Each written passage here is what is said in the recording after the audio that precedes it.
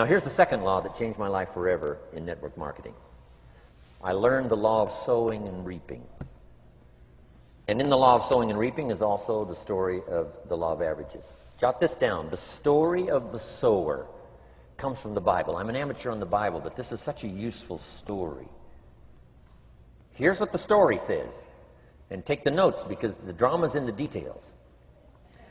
The sower was ambitious. Evidently, he was ambitious. When you read the whole story, you'll conclude, yes, this was an ambitious sower. Here was number two. He had excellent seed. The sower who sowed the seed had excellent seed. And the excellent seed could be an excellent opportunity, an excellent product, an excellent story. So we've got an ambitious sower with excellent seed. But now here's the rest of the details of the story. For your information, for the drama of your life, so you can understand things better. Learning some of this is how I got rich by age 31. Okay. Number one, it says the sower goes out to sow the seed, but the first part of the seed falls by the wayside and the birds get it. So jot this down. The birds are going to get some of the seed. The birds are going to get some of the seed. Now you say, well, Mr. Rohn, what does that mean? Well, I invite John to come to a meeting. He said he'd be there Tuesday night. Tuesday night I show up, John isn't there. I say, John, I wonder why John didn't make it. Now I know the answer. The birds.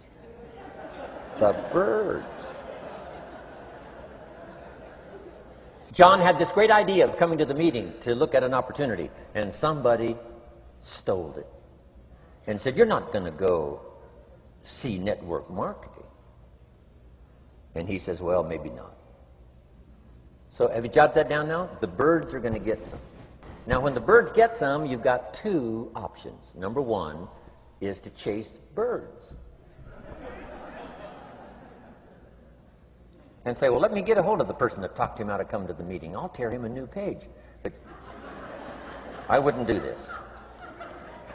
Here's what happens if you go chasing birds. You leave the field.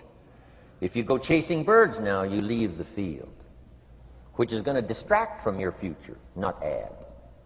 So you can't chase birds and try to straighten this stuff out. Here's what it is. It's just one of those things. And here's the best comment when things are a little disappointing. Isn't that interesting? You just have to say, I thought sure he would be there. He promised me. He promised me.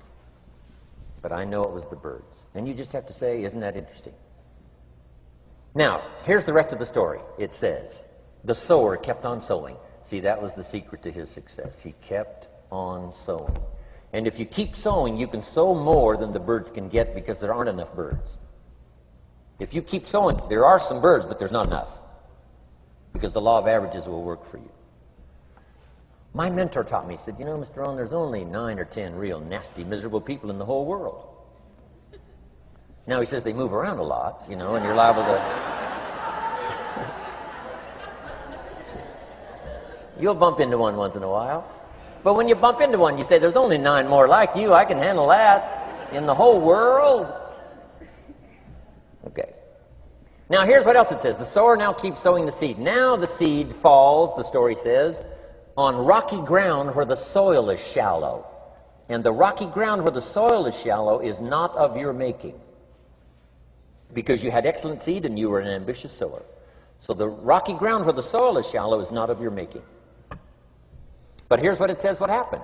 This time, the little seed that falls in the ground starts to grow. And the little plant starts to grow. But the first hot day, it withers and dies. It dies. Not an easy thing to watch. I finally get John started. Sure enough, 3 or 4 days later, somebody says, boo! And he goes,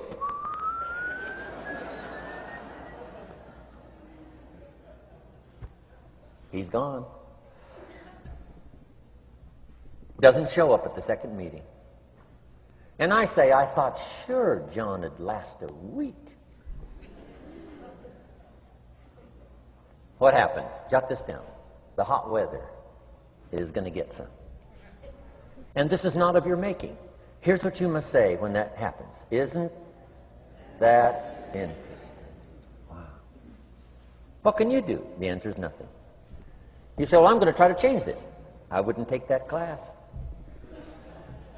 You know, the sun comes up in the east. Somebody says, why is that? I wouldn't spend much time on that. Just let that happen. Don't go for this why stuff. I'm giving you the answers here. The answers is in the structure and the consequences and in the deal. The answer is in the deal. Anything beyond that is not worth study. You say, well, how come some just last a little while? I wouldn't sign up for that class. Here's the answer. Some don't stay. You just have to jot that down. And when some leaves, you say, that's one of those that don't stay. Now you know what category to put them in. And you can't solve this now. You can't. It's like rearranging the seasons. You can't fool with that. All you can do is cooperate with the way things are set up. I didn't set it up. You say, well, it shouldn't be this way. Well, when you get your own planet, you can rearrange this whole deal. But on this planet, you're a guest. You've got to take it as it comes. Now, here was the secret to the ambitious sower with good seed. It said he kept on sowing. Now, here's what he had to do to keep on sowing. He had to discipline his disappointment. This is a key phrase now to use the rest of your life. You must learn to discipline your disappointment, because you didn't set up the setup, and some are not going to stay, and that is not of your making. Now, if you made gross errors and you ran them off, see, that'd be different. Now, you're responsible for that. But if it's in the normal course of things, this is the way things are. Now, here's what it says. The sower keeps on sowing. Now it says the seed falls on thorny ground. And somebody says, well, how much of this do you have to go through? Well, hang on. It's not the end of the story now. Now the little seed falls on thorny ground. And now the little plant starts to grow again. But as the little plant starts to grow, the thorns choke it to death. And it dies. So jot this down. The thorns are going to get some. And that's not of your making. And what are these thorns? The story even called these little thorns, little cares, little distractions, little somethings. Who knows what all they are? I say, John, we had a meeting last night, you weren't here. John says, well, I can't make every meeting. I say, why not? You're part-time. He said, well, the screen door came off the hinges. And you just can't let your house fall apart. You got to take some time and fix things up. And I can hear the thorns going,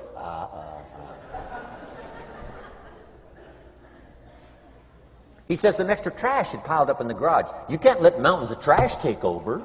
You got to keep your trash hauled out. People who let little things cheat them out of big opportunities. People who let little things cheat them out of big opportunities. And you feel almost helpless. What could I do about that? And that's nothing. And you say, well, why is this? I'm asking you not to sign up for that class. Don't sign up for these why is this class. It's just the way it is.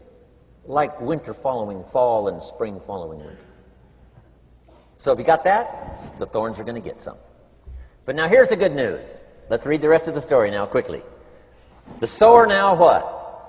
Keeps on sowing the seed, keeps on sharing the story, keeps on giving an invitation.